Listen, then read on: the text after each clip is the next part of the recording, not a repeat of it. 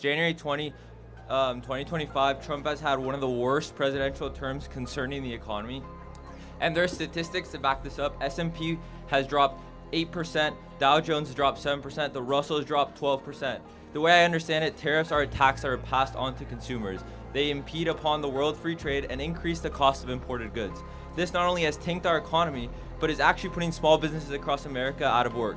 Middle-class Americans that voted for Trump, believing prices would drop, are now having to close down their small business because they used to rely on outsourcing. Now, I understand that Trump's goal with this tariff policy is to bring back jobs to America. However, this is an unrealistic reality. Even though some corporations are moving production to the US to avoid tariff, in reality, most would rather pass the cost on to consumers than financially pay billions of dollars in building new plants in America and paying higher wages. With all of this, I wanted to ask you if you could please defend Trump's tariff plan. Sure, great.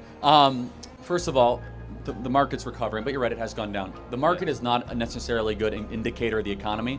We have an economy and then we have a market. Half of Americans don't own any stocks, just for the record. Okay. And that's a very important thing, right? There's a lot of Americans that have money in stocks and are losing money every day.